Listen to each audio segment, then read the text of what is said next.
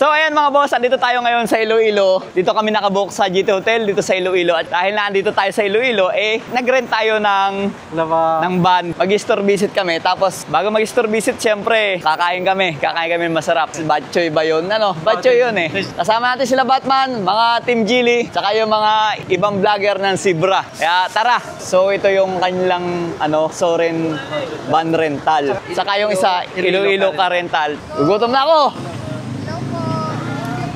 Mauna na ako, Batman. I-save mo ako. Doon ako sa harapan. Itong superhero na to, lagi ko na lang sinisave. Oo naman, salamat. Thank you. Thank you.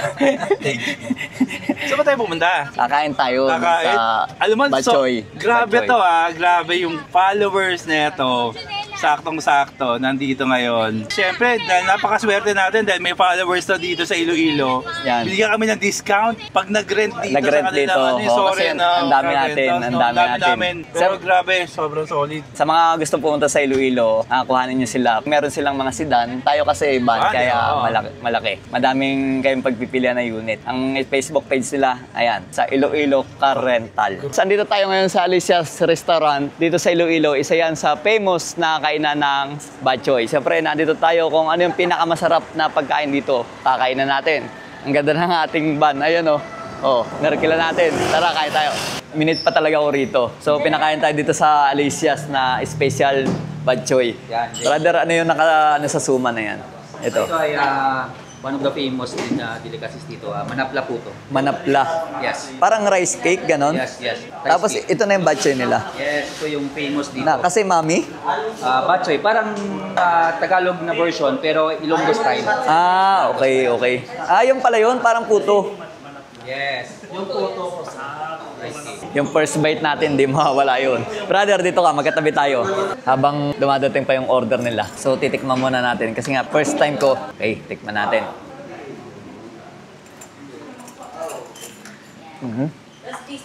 May siya. Lasa ng lasa ko yung, yung atay. Yes. Atay siya ng baboy. Baboy. Sarap.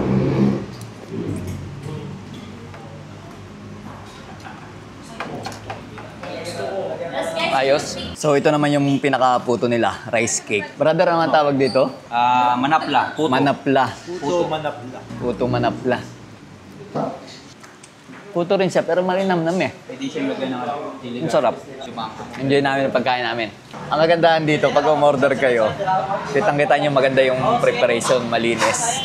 Dahil nakikita nyo yung, may atay ng baboy. Atay ng baboy? Yes. May mikis, sutanghon. Ito yung order natin. Ayun di ba?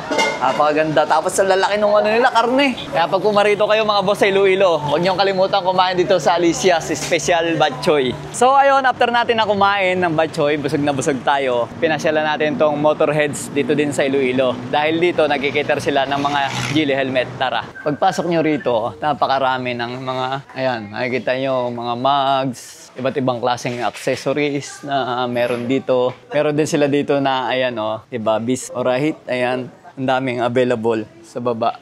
Pasyal ko kayo dun sa taas dahil naandito yung mga Gili na ibinibenta nila at saka Zebra. Ang ganda na acrylic signage nila. Ang dami nilang Gili rito. Hello po. Boss Vic po. Vlogger po. Ayun ang daming pagpipilian, di ba?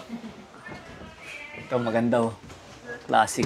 Tapos meron din silang available dito na, intercom na ginagamit natin, GP10. May GP2, meron din sila dito na helmet na Zebra.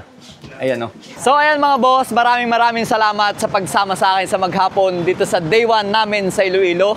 Huwag niyong kakalimutan, pag bibili kayo ng helmet, dito lang sa Motorheads.